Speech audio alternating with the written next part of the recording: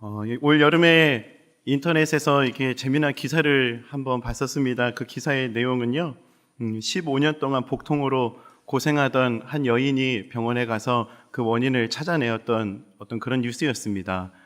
그 뉴스의 내용들을 이렇게 살펴보니까요, 그 여인은 오랜 시간 동안 이렇게 복통을 앓았던 것 같습니다. 그 복통의 원인을 찾고자 약도 먹어보고 이런 방법, 저런 방법을 다 취해도 더 이상 그 복통이 해결되지가 않자 이제 병원에 가서 엑스레이도 찍어보고 이런저런 검사를 했던 거예요. 그랬더니 그 검사 결과가 아주 기가 막혔습니다. 15년 전에 제왕절개 수술하면서 그 사용했던 그 거지가 뱃속에 그대로 남아 있었다라는 것이 그 뉴스의 내용이었습니다.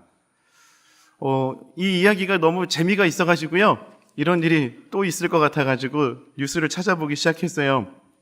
중국에서 한 남성이 두통에 시달려가지고 고생하고 있었는데, 그 남성이 나중에 그 두통의 원인을 찾고자 이제 엑스레이를 찍어봤더니 그 원인이 뭐였냐면은 예전에 한 강도하고 이렇게 싸울 때 그 칼을 맞았던 것 같은데, 그 칼이 이렇게 부러졌는데 그 칼이 머리에 박힌 채로 있었던 거죠. 그 나중에 엑스레이를 찍어보니까 그게 두통의 원인이었어요. 너무 재밌지 않아요? 그래가지고 또 찾아봤어요. 또 찾아봤는데 베트남에 있는 한 남성이에요. 이 남성이 18년 동안 복통을 앓고 이렇게 살아왔던 것 같습니다. 그래가지고 이 남성도 이 복통의 원인을 찾고자 엑스레이를 찍어보고 이런저런 이렇게 검사를 했던 것 같습니다. 엑스레이를 찍어보니까 아주 기가 막힌 원인을 찾아냈어요. 예전에 그 수술했었던 그 수술용 가위가 그 뱃속에 남아 있었던 것이죠. 다시 이제 그거를 꺼내는 수술을 했다라는 그런 해외 토픽. 예, 저 나오네요. 저게 뱃속에 있었던 가위입니다. 저런 것들이 뱃속에 있었으니 얼마나 아팠겠습니까? 약을 먹어도 낫지를 않고 이런저런 민간요법을 해도 그 원인을 제거할 수가 없었던 것이죠. 하나님께서 우리를 창조하실 때에는요, 우리의 몸에 이물질을 가지고 살아갈 수 없게끔 창조하여 주셨습니다. 그렇기 때문에 우리 몸에 하나님이 창조하지 않는 다른 것들이 들어오면은 아프고 고통스러움이 따라오기 마련입니다. 저는 이런 뉴스들을 이렇게 검색하면서요, 육신 안에 이런 원인들은 엑스레이를 찍으면은 찾아낼 수 있는데, 실제로 우리의 영적인 부분에서도 이러한 부분들이 분명히 있을 텐데 이런 부분들이 무엇일까 하는 것들을 깊이 생각해 보게 되었어요. 우리 육신에 그 가위를 품고 또 수술용 거지가 있어서 고통을 수반하듯이 우리의 영적으로도 이런 문제를 가져오는 여러 요인들이 있는데, 가장 핵심적인 그 요인이 무엇이냐? 그것이 바로 죄책감의 문제라는 것입니다. 성경을 보면은요, 여러 구절들을 통해서 죄책감의 문제를 이렇게 저렇게 해결할 것을 말하고 있는데, 오늘 야고보 사도가 우리에게 가르쳐준 기도의 장면에서 이 죄책감의 문제는 이렇게 해결하는 것이다 아주 명쾌하게 말하고 있는 구절이 바로 오늘 우리가 읽었던 야고보서 5장 16절의 말씀입니다. 우리 다시 한 번 더 야고보서 5장 16절 말씀을 한번 읽어보겠습니다. 함께 읽겠습니다. 시작. 그러므로 너희 죄를 서로 고백하며 병이 낫기를 위하여 서로 기도하라. 의인의 간구는 역사하는 힘이 큼이니라. 16절 말씀을 보면은요, 너희 죄를 서로 고백하며 기도하라 라는 말씀이 기록되어 있습니다. 여기 말씀에 기록된 고백이라는 단어의 어원을 찾아보니까요, 호몰로게오라는 단어를 사용하고 있었습니다. 이것은 합성어인데요, 호모, 뭐뭐가 같다, 인정하다 라는 뜻을 가진 호모와 로게오, 말하다 라는 이 단어의 합성어입니다. 즉, 그 말을 인정하다, 그 말에 동의하다 라는 의미인 것입니다. 즉, 하나님께 동의한다, 하나님께 인정한다 라는 의미를 가진 단어가 바로 이 고백입니다. 하나님께 변명하지 않고, 하나님 앞에 논쟁하지 않고, 그렇습니다, 주님, 제가 하나님의 뜻과 틀렸습니다.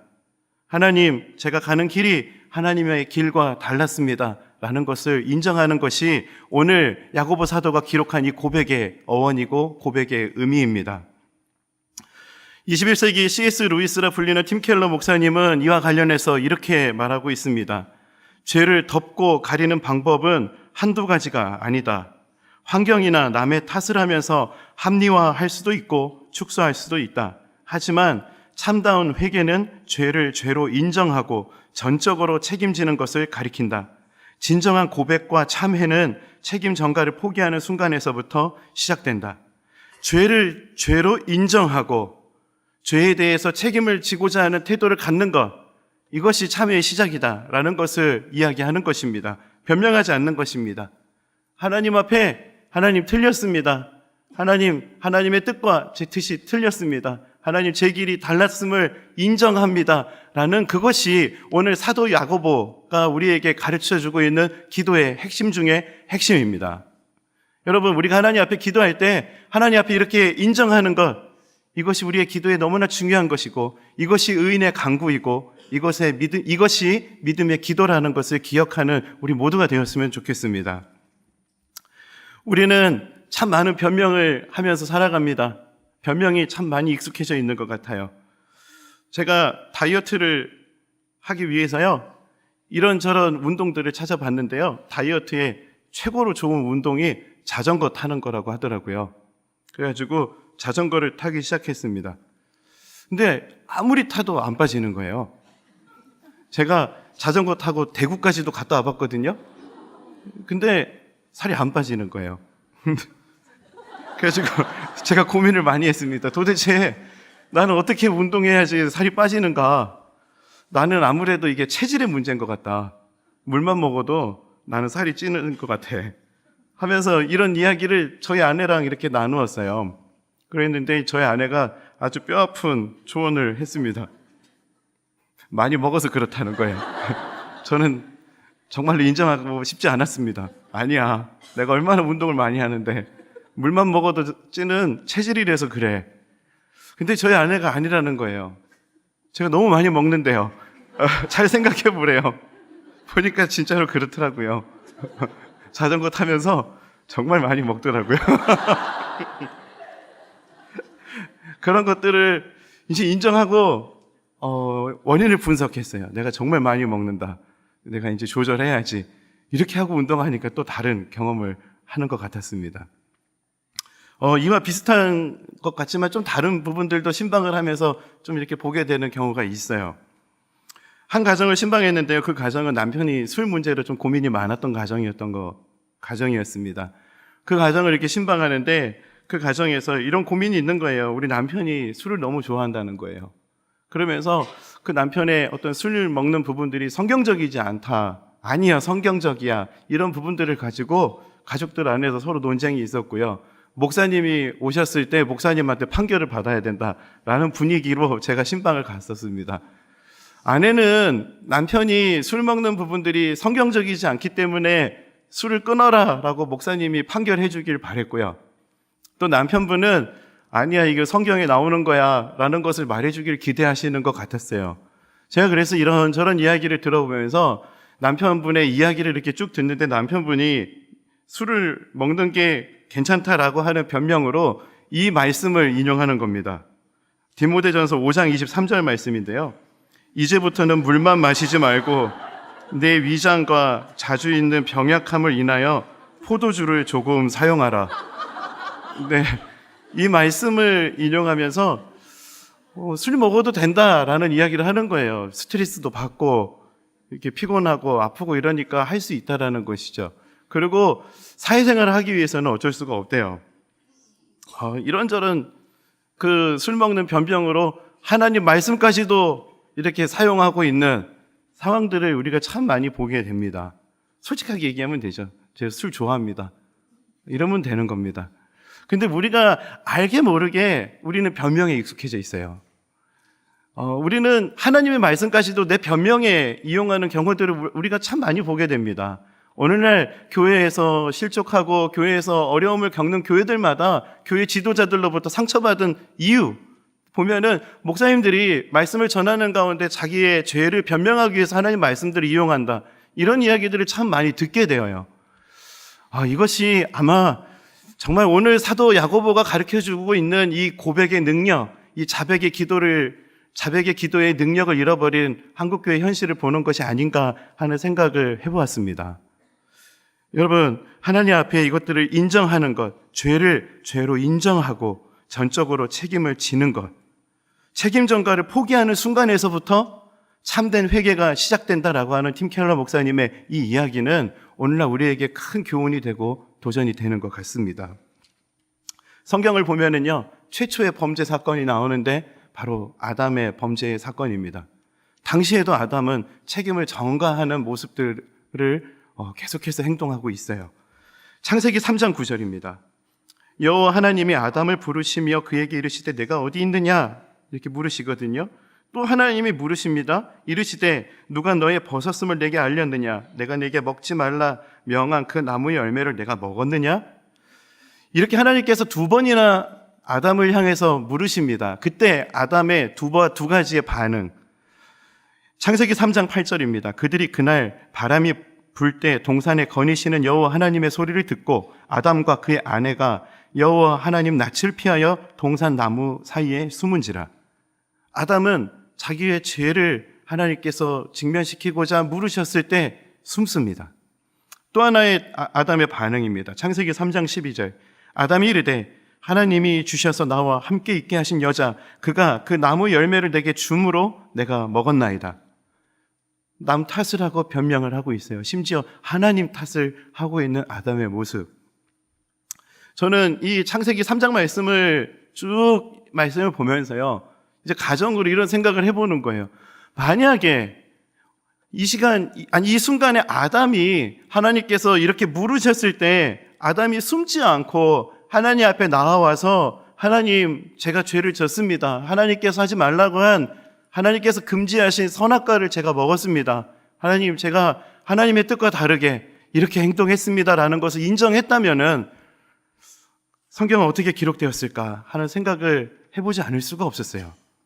최초의 인간의 범죄의 자리에서 인간의 그 모습은 죄를 변명하고 그 죄를 덮고 숨기기에 급급한 모습이었습니다. 혹시 오늘날 죄 앞에 그런 모습이 우리 가운데 있는 것은 아닌지, 죄 앞에 그런 모습으로 우리는 숨고 남을 탓하고 변명하는 그런 모습으로 신앙생활하고 있지는 않은지, 오늘 아담의 모습이 우리의 모습은 아닌지를 우리가 한번 생각해 보았으면 좋겠습니다. 성경을 보면은 또 한 사람이 등장해요. 저희 제자반이 몇 주 전에 그 시마 큐티 숙제를 하면서 이 사람도 이런 죄를 졌구나 하는 거를 제가 또 보았거든요. 사무엘하 11장 다윗의 범죄의 장면이에요. 다윗이 전쟁에서 왕이 되고 승승장구합니다. 다윗이 가는 전쟁마다 이기니까 다윗이 교만이 머리 꼭대기까지 올라간 것 같아요. 전쟁이 났는데 다윗이 전쟁에 출정하지 않고 성전에 머뭅니다. 그리고 그 자리에 머물러서 자기가 전쟁이 있어야 되는데 왕이 전쟁터에 있지 않고 성전에 여유롭게 머물러 있는 것이죠. 그렇게 성전을 거닐다가요, 저 멀리서 목욕하고 있는 한 여인을 보게 됩니다. 그렇게 하는 것도 참, 거기서 중단했으면 됐을 텐데 이 남성 호르몬이 막 올라오니까요, 그 여인을 자기 침소로 이렇게 들어오라고 이렇게 하는 상황이 있었어요. 거기에서 또 끝이 아니죠. 그렇게 하고 한 달, 2달 정도 뒤에 여인으로부터 소식이 전해집니다. 제가 임신했어요. 이 소식을 듣자 다윗이 깜짝 놀라는 거죠. 아니, 임신했다고? 큰일 났다. 그때부터 다윗은 자신의 죄를 숨기고 덮기 위한 아주 잘못된 선택들을 해나가기 시작합니다. 우리아를 전쟁터에서 불러들이는 계획을 짜죠. 그리고 그 계획이 실패하자 전쟁의 최전방으로 우리아를 내보내서 전쟁에서 우리아를 죽이게 만들어버립니다. 다윗이 그런 자신의 죄를 덮기 위해서 또 다른 죄를 만들어내고 또 다른 죄를 선택하는 모습을 성경은 우리에게 가르쳐 보여주고 있어요. 놀라운 것은요, 성경은 다윗을 하나님 마음에 합한 사람이라고 평가하고 있다는 것이죠. 하나님 마음에 합한 다윗이 그가 그렇게 범죄하여서 잉태했던 그 아이가 출산하는 그 10개월가량의 시간 동안 단 한 번도 하나님 앞에 그 죄를 고백했다, 회개했다라는 기록이 성경에 등장하지 않는다는 것입니다. 하나님 마음에 합한 다윗의 마음이 돌같이 굳어졌어요. 하나님 마음에 합한 다윗이 죄를 범하였을 때 그 죄를 덮기에 급급하고 그 죄를 또 덮기 위해서 또 다른 죄를 짓고, 그리고 그 10개월 동안에 아이가 출산하는 그 과정 중에 단 한 번도 하나님, 제가 범죄했습니다, 저를 용서해 주세요 라고 하는 죄를 인정하는 그런 고백이 다윗의 입술에서 고백되지 않았다는 것입니다. 그렇게 10개월 동안 죄책감을 품고 죄를 품고 살아갔던 다윗이 그 고통에 대해서 이렇게 얘기하고 있어요. 시편 32편 3절 4절 말씀입니다. 우리 다 함께 이 말씀을 한번 읽어보겠습니다. 시작. 내가 입을 열지 아니할 때에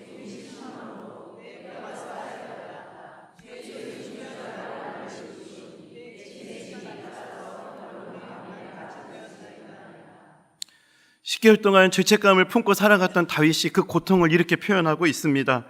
내가 입을 열지 아니하고 고백하지 아니하고 있을 때 종일 신음했고 내 뼈가 쇠하였고 주의 손이 주야로 나를 눌렀고 내 진액이 빠져서 여름 가뭄에 마름같이 되었다.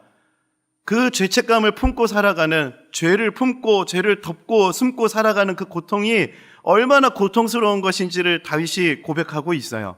마치 아까 우리가 서두에 나누었듯이 뱃속에 가위를 가지고 고통스러운데 도대체 이 고통의 원인인지 무엇인지를 모르고 살아가는 그런 상태. 다윗이 그런 고통스러운 상황을 10개월 동안 보내고 있었던 것입니다. 여러분, 죄책감을 품는 거는요, 우리 몸 안에 가위를 품고 고통하는 그런 것과 같은 거예요.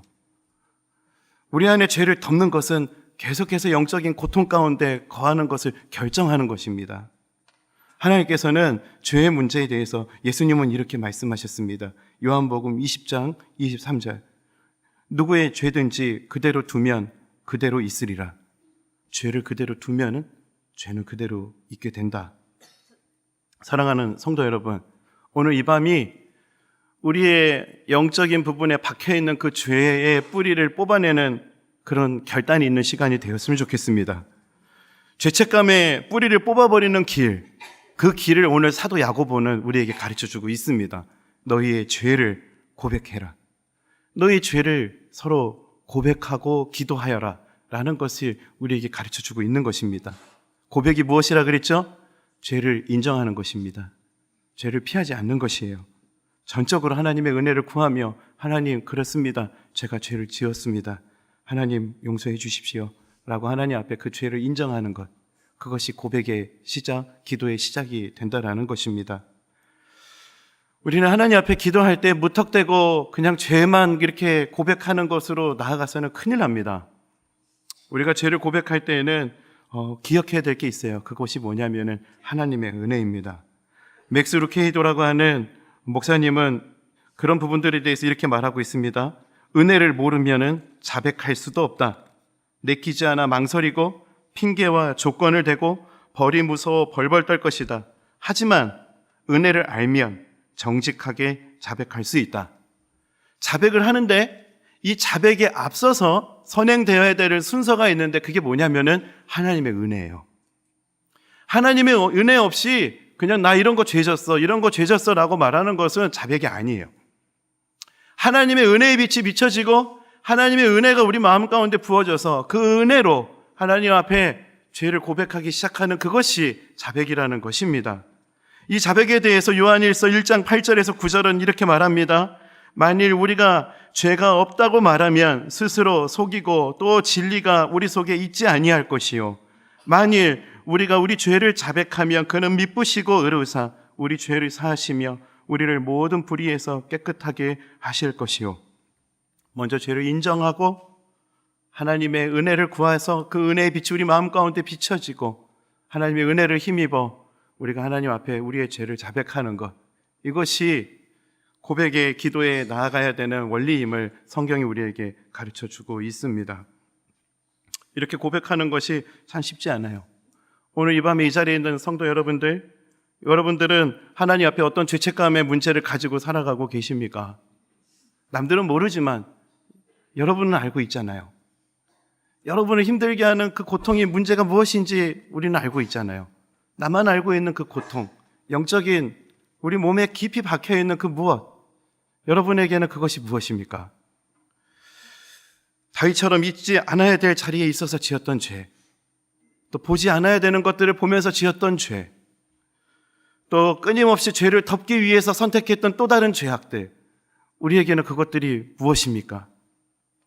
오늘 하나님 앞에 인정해야 돼요. 하나님, 제 힘으로는 이것들을 할 수가 없다고. 하나님의 도움이 필요하다고, 하나님의 은혜가 필요하다고, 그리고 그 은혜를 힘입어 하나님 앞에 주님 도와주세요, 하나님 제가 다른 길을 가고 있었습니다라고 인정하는 그 기도, 그것이 오늘 야고보 사도가 우리에게 가르쳐주고 있는 기도의 내용입니다. 기도의 핵심입니다. 구약시대에는요, 아사셀의 염소라는 그런 염소가 있었어요. 1년에 한 번 이 아사셀 염소 2마리를 이렇게 가지고 와서 제사를 드렸거든요. 한 마리는 제사를 지낼 때 번제의 제물로 드려졌습니다. 각을 뜨고 내장을 꺼내고 번제로 드려졌던 그 염소 한 마리, 그리고 또 한 마리 염소에는 제사장이요, 머리에 안수를 하고 백성들의 죄를 낱낱이 고백하는 기도를 하였습니다. 그렇게 하고 그 죄를 그 염소에게 다 전이시켜서 그 염소가 대신 광야로 나아가서 그 죄를 다 대신하는 그런 일들이, 그런 예식이 1년에 한 번씩 드려졌어요. 레위기 16장 22절 말씀, 그 부분들에 대한 성경의 기록이 있거든요. 우리 한번 좀 읽어볼까요? 시작. 염소가 그들의 모든 불의를 지고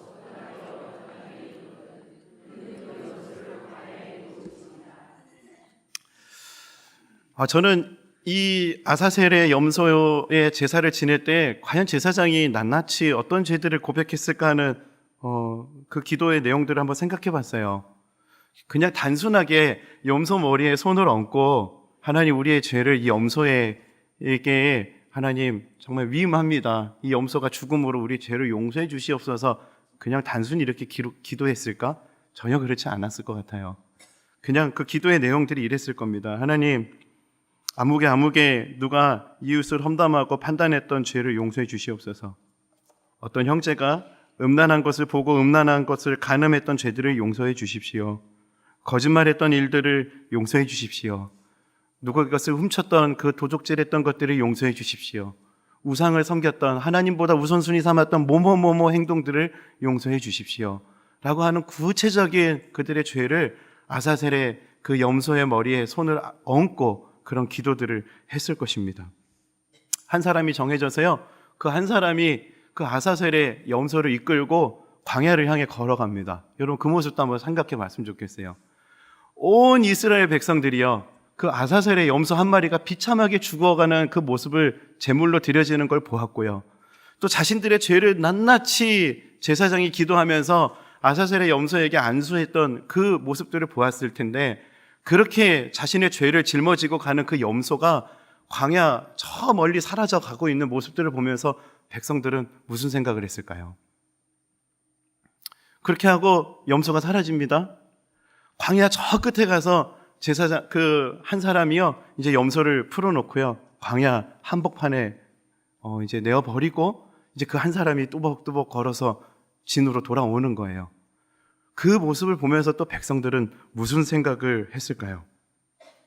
하나님은요, 우리가 죄책감을 품고 살아가기를 원하지 않으십니다. 죄가 멀어지는 모습들을 보면서 백성들은 나를 용서하신 하나님의 은혜를 보았을 것이에요. 죄가 멀어지는 모습뿐만이 아니라 아무것도 없는 그 모습으로 그 한 사람이 돌아오는 모습을 보면서 나를 용서하신 하나님의 은혜를 눈으로 보고 그것들을 깨닫고 경험하는 은혜를 누렸을 것입니다. 이와 관련해서요, 이사야 선지자는 이런 얘기를 하고 있어요.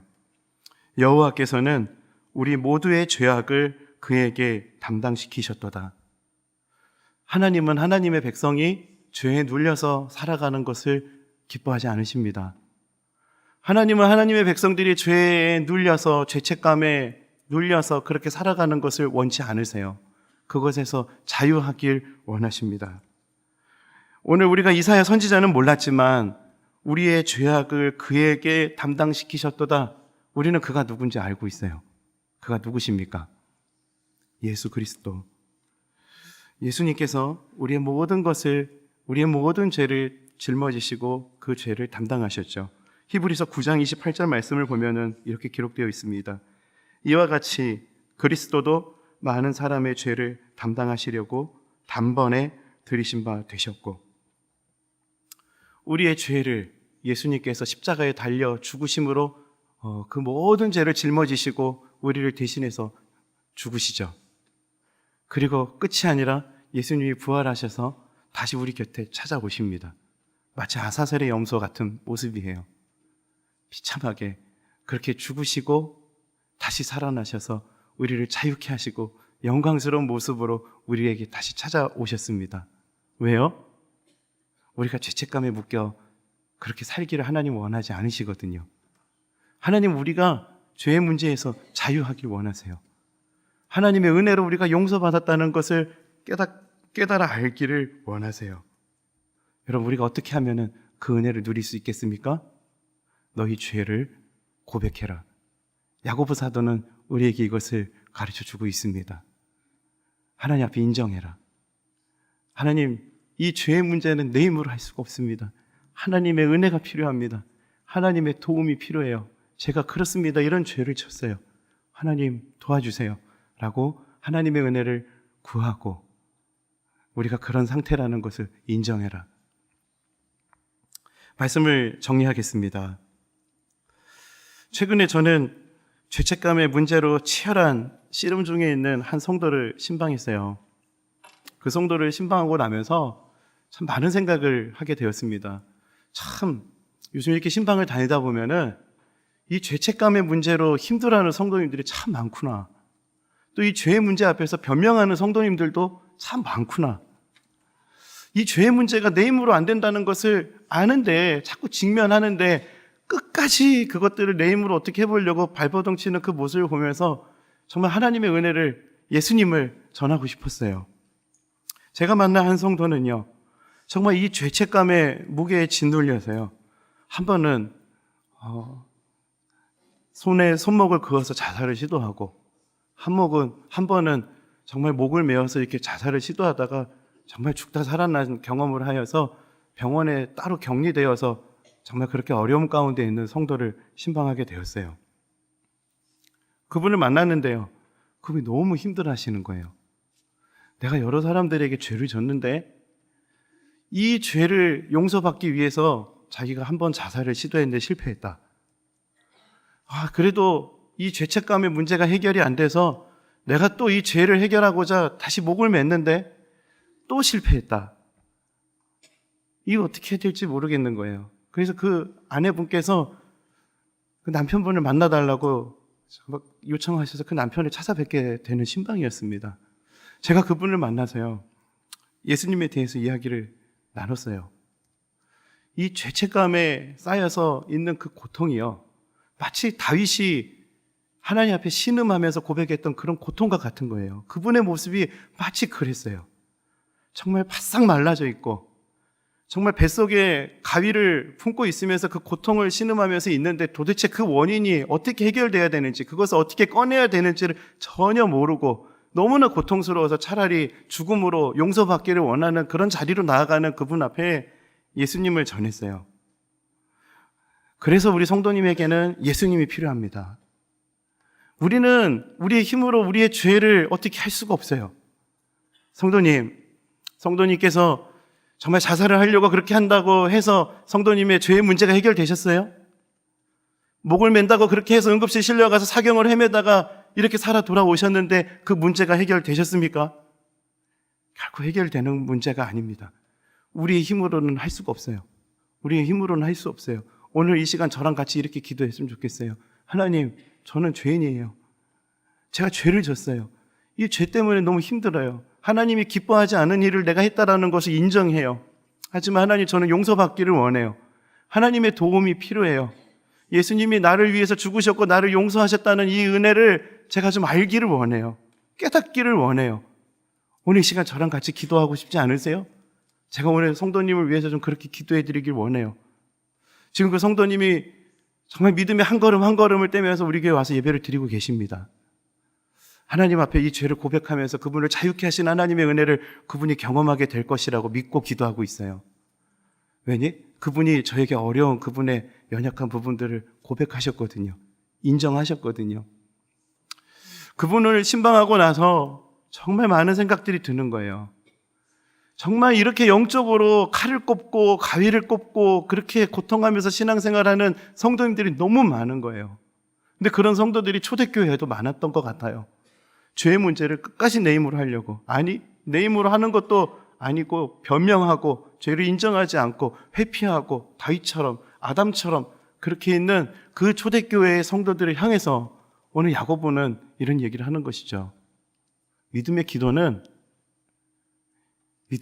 언급하면서 너희 죄를 서로 자백하고, 의인의 기도는 역사하는 힘이 크다라는 것을 언급하면서 그 한복판에 너희 죄를 서로 자백하고 고백하고 서로 기도하라 라는 것을 우리에게 도전하고 가르쳐주고 있습니다.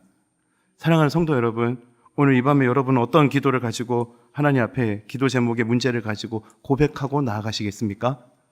특별히 오늘 이 밤에는 하나님의 은혜를 구합시다. 하나님 은혜의 빛을 비춰주시옵소서. 나의 영적인 문제가 무엇인지 몰랐는데 하나님의 은혜의 빛을 통해서 그 은혜를, 내 안의 문제들을 발견하길 원합니다. 그리고 여러분 하나님 앞에 인정하십시오. 하나님, 정말 이런 부분들이 제 안에 있습니다. 죄의 뿌리가 깊이 박혀 있습니다. 변명하지 말고 하나님 앞에 인정하십시오. 하나님, 그렇습니다. 제가 이렇게 죄인이고 제가 이런 죄를 지었습니다. 낱낱이 아사셀 염소에게 안수하고 낱낱이 그 죄를 온 백성들 앞에서 고백했을 때 그 기도, 오늘 이 시간 여러분이 그 기도를 하나님 앞에 드리십시오. 그렇게 하나님 앞에 여러분의 죄를 낱낱이 고백할 때 점점 멀어져가는 그 아사셀의 염소를 바라보는 은혜가 있기를 원합니다. 그리고 아무런 염소도 없이, 정말 아무런 죄의 모습도 없이 그 염소를 끌고 갔던 그 사람만이 홀로 백성들을 향해서 오는 그 은혜, 하나님 오늘 제가 그 자유함을, 그 은혜를 누릴 수 있기를 원합니다. 그런 은혜를 구하고 또 그런 자유함을 경험하는 오늘 이 시간이 되기를 간절히 소망합니다.